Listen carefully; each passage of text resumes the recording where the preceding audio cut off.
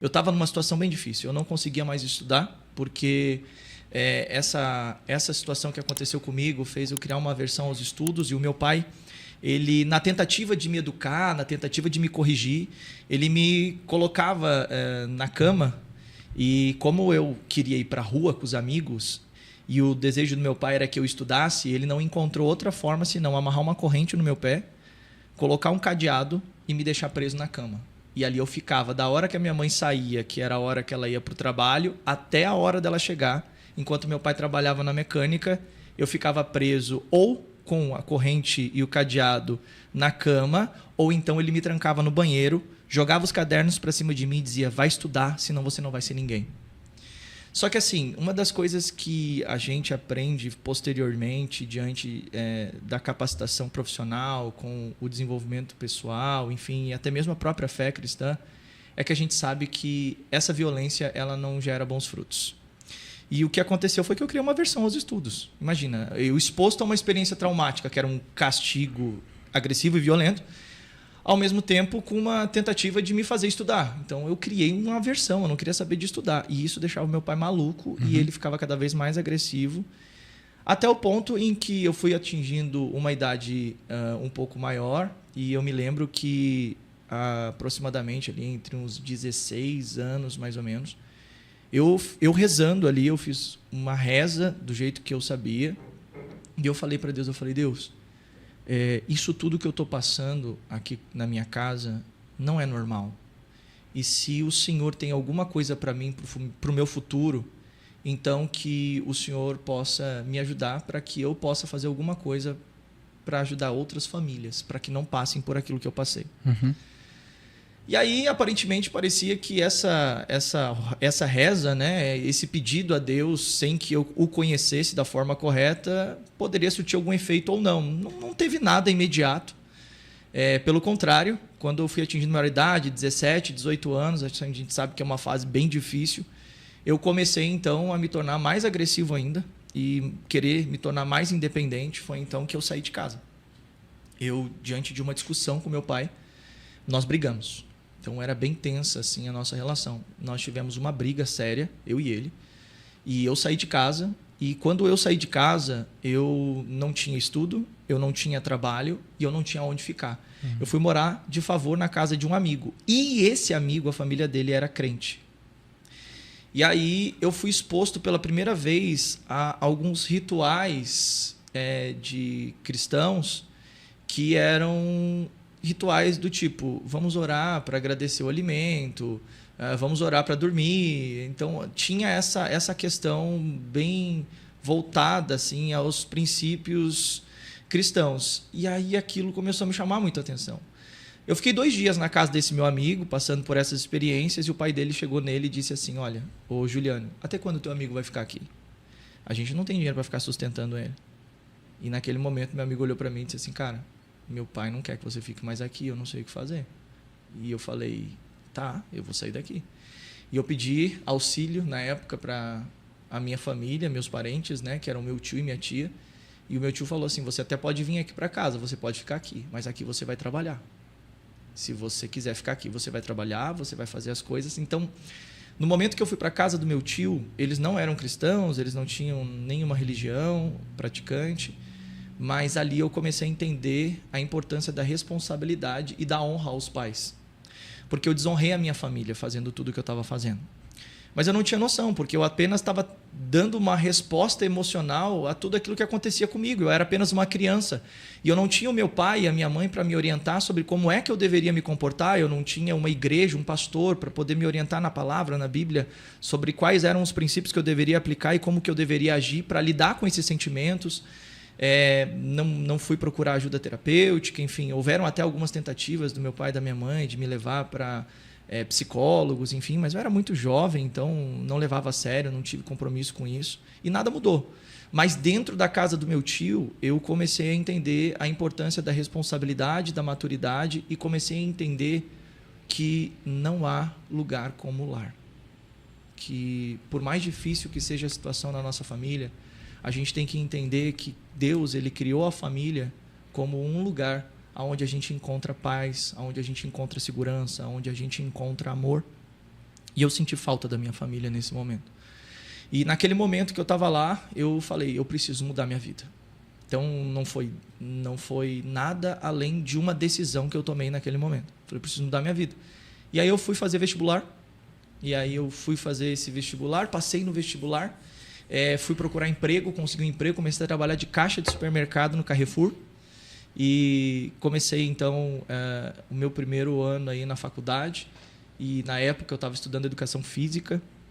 Comecei a estudar na faculdade, voltei para casa, olhei para meu pai e falei, pai, você me perdoa?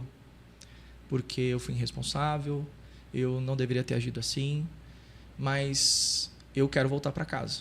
Ele falou, pode voltar para casa. Aí ele colocou uma faixa assim na sacada da nossa casa, com aquela faixa de que eu fui aprovado na faculdade e tal. Foi um momento bacana assim, de resposta ao meu retorno. Então, naquele momento, eu ainda não conhecia biblicamente a história do filho pródigo, mas hoje, entendendo, eu percebi que a minha história se assemelha muito à história do filho pródigo, né? De ter saído de casa, de ter tido toda a experiência de acabar no meio do lodo, dependendo dos outros, numa crise tremenda, tanto de identidade, quanto de propósito, quanto pessoal ali diante daquela circunstância. Então, eu me assemelho muito àquele momento. Quando eu voltei para casa, cara, foi bem interessante. Por quê?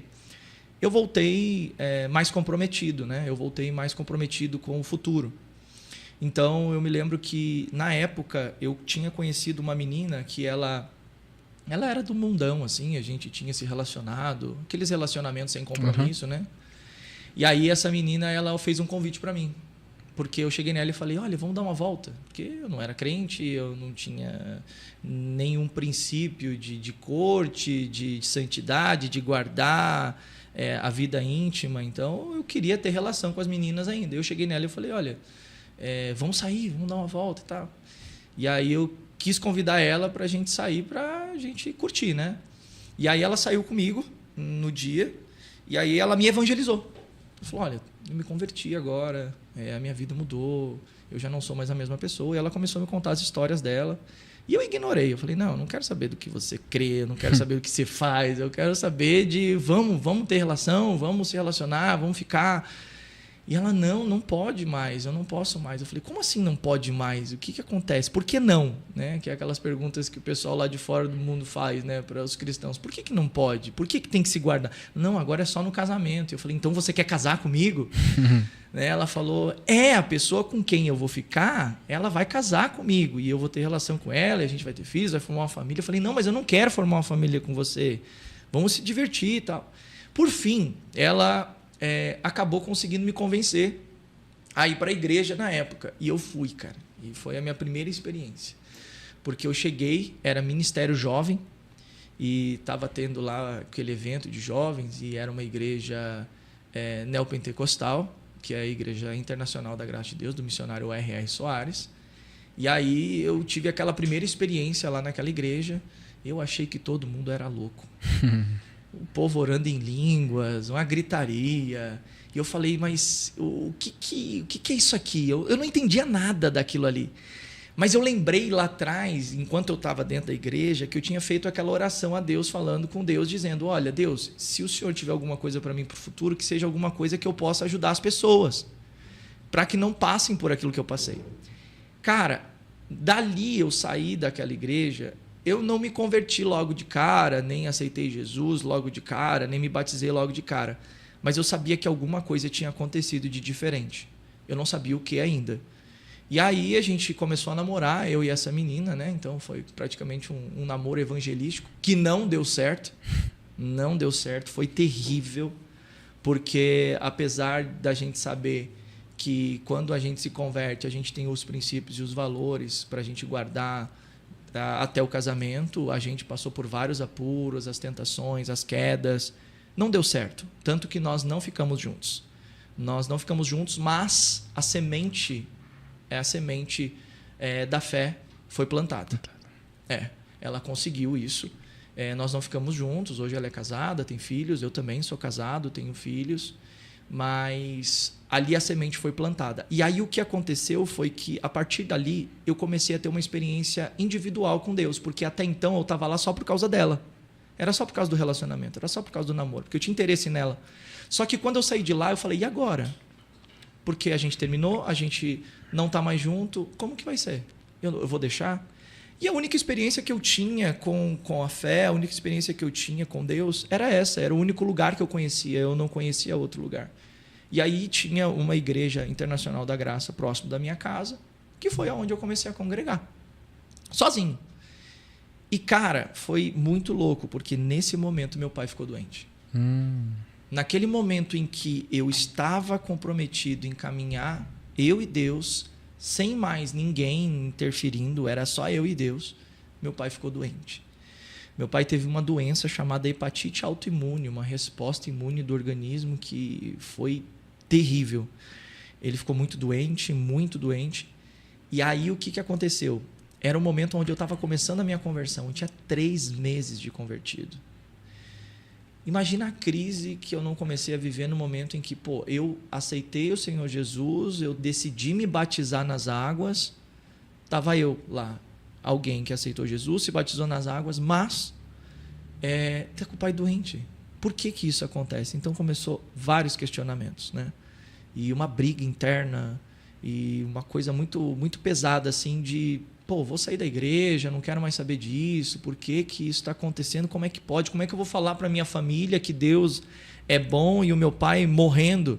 Porque cada dia que passava meu pai ficava pior, era indo para o hospital, era em casa. Era que assim, cara, a gente não consegue entender racionalmente os planos de Deus na sua totalidade. Mas o que eu percebi ali foi o seguinte, minha mãe trabalhava, minhas irmãs trabalhavam. O único que era autônomo era eu. Eu tinha um trabalho que eu poderia me ausentar do trabalho. Na época eu tinha um escritório de assessoria jurídica, onde eu trabalhava com alguns sócios nesse projeto, e eu abri mão desse trabalho para ficar em casa com meu pai. Eu falei, olha, mãe, pode trabalhar, as meninas também podem trabalhar, que eu vou ficar com o pai. E a gente vai dividindo o hospital, vai dividindo casa, enfim. Cara, eu comecei a ter que trocar a fralda do meu pai. Eu comecei a ter que fazer a barba do meu pai. Eu comecei a ter que colocar meu pai para almoçar, dar comida na boca do meu pai.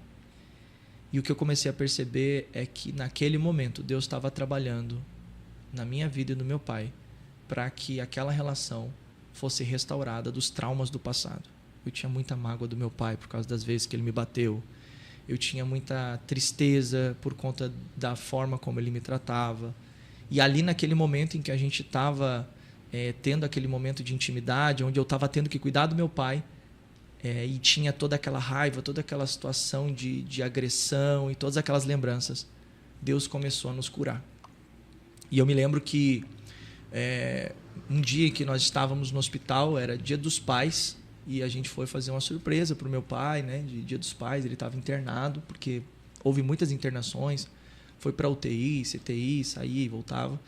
E naquele momento ele estava no quarto, e era Dia dos Pais. Eu desci para buscar comida para ele, e essa menina com quem a gente ainda estava nas tentativas de se adaptar à relação, se a gente ia ficar junto ou não, enfim. Ela chegou em mim e ela disse assim, olha, o pessoal lá da sua casa disse que o seu pai falou para todo mundo que se alguma coisa acontecer com ele agora e ele morrer, ele pode morrer em paz, porque ele sabe que agora ele tem um homem dentro de casa. Aquilo para mim foi um choque, assim, porque eu não esperava ouvir isso do meu pai, porque meu pai ele sempre me maltratava muito também com palavras, né? Então você não presta, você não vale nada, você nunca vai ser ninguém, você não é meu filho, enfim. Compreensível diante da realidade de rebeldia que eu tinha, mas a gente sabe hoje que isso não é funcional. Mas isso foi muito importante para mim. Para quê? Para que eu entendesse quem eu havia me tornado e que havia esperança, então, para mim. E naquele momento a gente teve mais alguns dias com meu pai. Meu pai, infelizmente, ele veio a óbito, mas ele aceitou Jesus no leito. E foi um momento bem delicado por conta de que a gente passou por situações onde o meu pai ele ouviu por muitas vezes as pregações por meio de mim, as orações que eu fazia por ele, as pregações que eu realizava, os programas que eu colocava na televisão, assistia com ele, explicava para ele as coisas de Deus. Então ali foi um trabalhar de Deus tanto na nossa parte emocional quanto na nossa parte espiritual. Graças a Deus eu cumpri essa missão. Eu acredito que consegui levar o meu pai ao arrependimento, e acredito que ele alcançou a salvação. E a partir dali, a gente, eu, minha mãe, minhas irmãs, nós começamos a frequentar a igreja firmemente. Consegui alcançar a salvação da minha casa. Hoje eu e minha casa servimos ao Senhor. E a partir dali eu comecei a entender então um propósito divino.